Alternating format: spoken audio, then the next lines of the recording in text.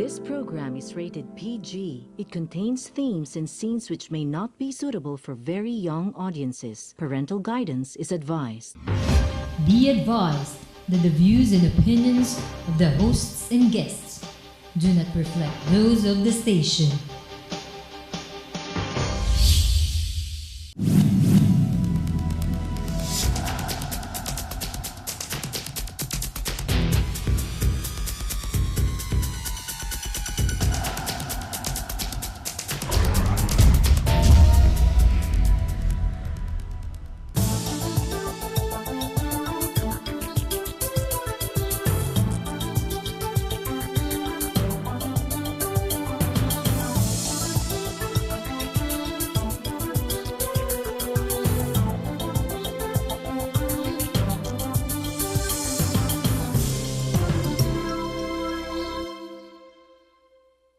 Sabi nga ng iba, itong nakaraang linggo ay isang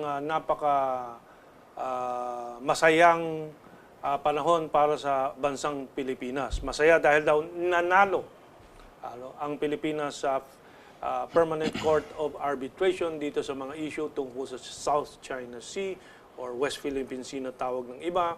At maraming mga karapatan ngayon na naging malinaw. At itong mga ito na nanggaling sa desisyon ng Permanent Court of Arbitration ay dapat sundin ng kabilang panig, yung China, at kung hindi sundin, ay ipilit na ito ay sundin sa tulong ng Estados Unidos, Australia, Japan at yung international community daw. Ano ba talaga yung PCA, yung Permanent Court of Arbitration? Marami akala ito ay UN agency. So, I have a definition in front of me. In fact, from several sources. But I will first ask our two guests, Mr. Butch Valdez from the LaRouche Movement and the Save the Nation Movement, which is the Philippine body that champions the LaRouche ideals. And si Ginoong Ferdy Pasion na madalas nating kasama dito sa mga talakay natin from Nationalist Filipinos, NATFIL, Chairman of NATFIL. Let's start with Butch. Ano ba yung Permanent Court of Arbitration? Totoo bang United Nations agency yan? Totoo bang enforceable yan? Kaya dapat matuwa ang buong 100 milyong Pilipino dahil finally daw maipipilit na sundin ito and so on. Una-una, Kamentong, alam ng lahat na ang posisyon ng bansang China buhat noon, ay magkaroon sila ng bilateral talks, negotiations with the Philippines hinggil dito sa disputed islands na pinag-uusapan natin. At alam din natin na hindi tayo sumusunod dito sa sinasabi ng bansang China at nagpupumilit tayo na pumunta tayo dito sa Philippine Permanent Court of Arbitration na tinatawag na PCA. It was only at that time that we really realized that there was such an organization.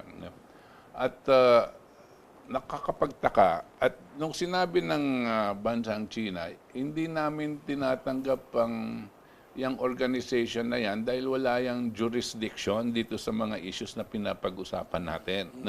Wala yan jurisdiction at hindi yan official na talagang body ng United Nations na kinakailangan nating pakinggan.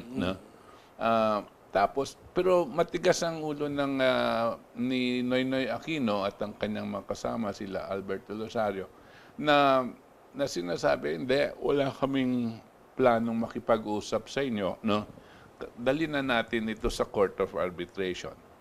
To which, of course, sabi ng China, kayo na lang ang magpadala dyan kung gusto nyong kausapin yan. Pero we do not recognize that entity, if it is, as having jurisdiction over the issue. Okay. Yun ang original position. Ngayon, nagtataka ngayon tayo, bakit hindi basta-basta rin-recognize ng China itong organization na ito.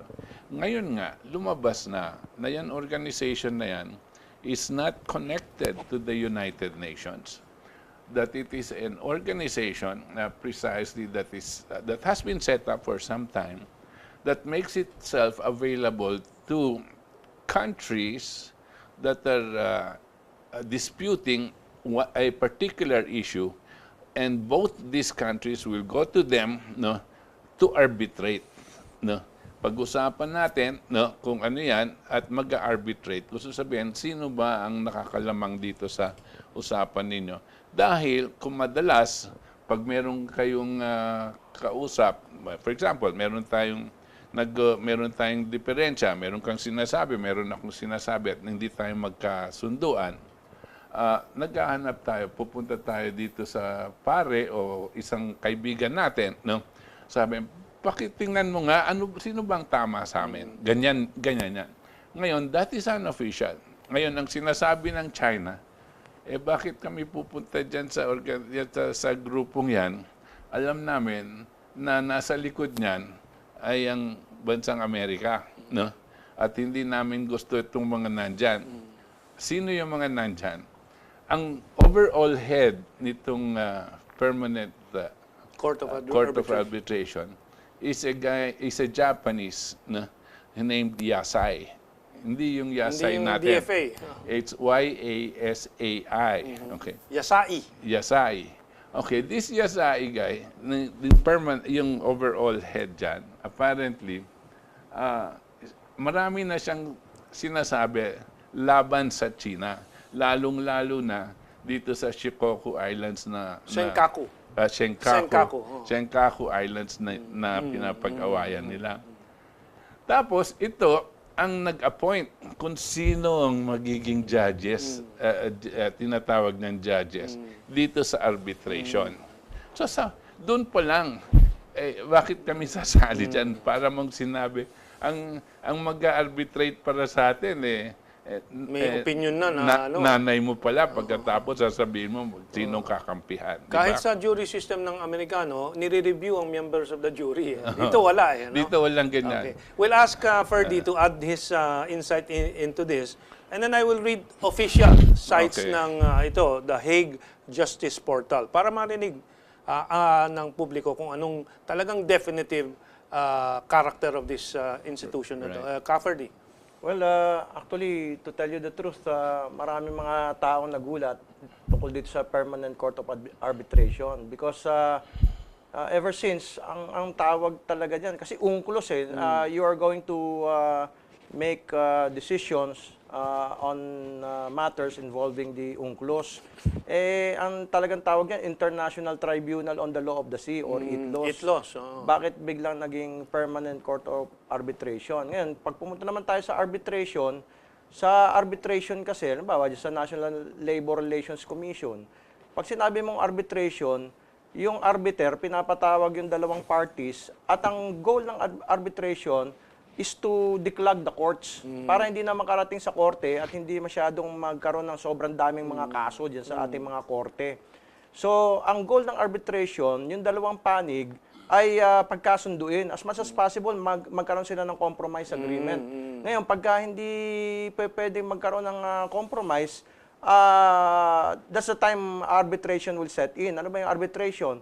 So magbibigay ng mga papers yung magkabilang panig based on the law or UNCLOS in this case, yung arbiter who is supposed to be non-partisan will decide the issue. Pero yun nga, sa pinaliwanag ni Kabots kanina, mukhang merong question dun sa independence nung arbiter. Kaya yung China hindi nagpasailalim doon sa jurisdiction nitong PCA. Ang China, sinasabi na hindi sumusunod sa batas, the rules-based system. But China, UNCLOS is the rules, not PCA. Okay. Ang ginawa lang ng PCA, used UNCLOS provisions. Okay, malinaw yun. No? And I will read here, then I go back to that. No? This is from the Hague Justice Portal. You can go to it yourself. No? The Permanent Court of Arbitration, established by treaty at the First Hague Peace Conference in 1899. So, it has a long history, you know? Yeah. Okay. And unlike the International Court of Justice, the Permanent Court of Arbitration has no sitting judges, the parties themselves select the arbitrators, the parties, kung yung dalawang parties magkasama, kung wala yung isa, okay. Another difference is that the sessions of the PCA are held in private and are confidential, hindi publiko. And so on. Now, I will go to another site which is more simplified, dahil the PCA, sabi dito, the PCA is not a court, but rather an organizer of arbitral tribunals to resolve conflict between member states, international organizations, or private parties. It should not be confused with the International Court of Justice, Correct. which is the primary judicial branch of the United Nations, while the PCA is not a UN agency. Now, bakit hindi pinaalam ng mga pahayagan natin ito sa publiko? Dahil siguro marami doon sa ating media people haven't even read up on these things. Ang importante din, bakit hindi pinahayag sa atin ng gobyerno? At nung legal panel and At everybody lahat else, ng sila loob Noynoy, at kasama dyan sa grupong yan, na ganyan ang nature nitong... Kasi they made people believe that this is actually connected to the United UN. Nations, which is already medyo dubious yung intention ng mga taong gagamitin itong PCA decision na alam nila. That's right. Na mapapaboran daw ang mga... So doon sa kalabuan, makikita natin na merong intensyon na hindi kaayos-ayos. I will read this and then I'll get back to you to close this segment about the Permanent Court of Arbitration, what it really is. According to this summarized, kaya itong babasahin ko ng Wikipedia, nagtanong ako nag-research, saan ba nanggagaling ang funds nitong PCA? Sabi dito, income and expenses. Since the Permanent Court of Arbitration is not a UN-backed agency, its income relies on the arbitration services. Nagseservisyo siya. It provides to the term is clients. May mga kliyente. Unlike the judges from the International Court of Justice who are paid by the United Nations. Judges of the PCA are paid from that same income the PCA earns. Saan galing yan? Sa kliyente. Kung merong isang kaso, ang nagsampa, isang kliyente lang, dahil hindi kinikilala at hindi nagpaparticipate yung kabila, sino nagpondo nung prosesong yun? Republic of the Philippines. In this case, the Republic of the Philippines. The taxpayers. The taxpayer. Tsaka Okay. ang tanong kami, bakit yung mga abogado ng Pilipinas panay-Amerikano? $30 million ang kontrata ng American lawyers. $30 million or 1.5 billion pesos. Ang dami natin magagaling na abogado, Merlin Magallona, Harry Roque, etc. Bakit panay-Amerikano yung mga abogado natin? Okay, so final. What is the PCA? 30 seconds. Well, dito sa ating pagpapahayag at sa true nature nitong PCA, it is not that we are taking China's side. No. We just want to lay out to the public what the true facts are and understand why China does not recognize this court and question why we were insistent on having this thing brought to the PCA, knowing fully well that China is not going to participate. Ano ba ang intensyon? At tayo lang ba o inuudyukan tayo ng ibang organisasyon o ibang bayan? Okay, Cafferty. Dapat pong tandaan natin na pagka territorial sovereignty ang pinag-uusapan, International Court of Justice po That's ang the merong only body. jurisdiction Yes. dyan. Ngayon, ito pong tinatawag na PCA, economic rights or EEZ, yung pinag-uusapan dyan based on the UNCLOS, hindi po territorial sovereignty. Ngayon, this is between or among sovereign nations. Even the International Court of Justice, even the World Court, cannot acquire jurisdiction without the two parties that are involved voluntarily submitting themselves to the jurisdiction of the International Court of Justice or World Court. And that was what happened with Malaysia and the Philippines with regards to Sabah.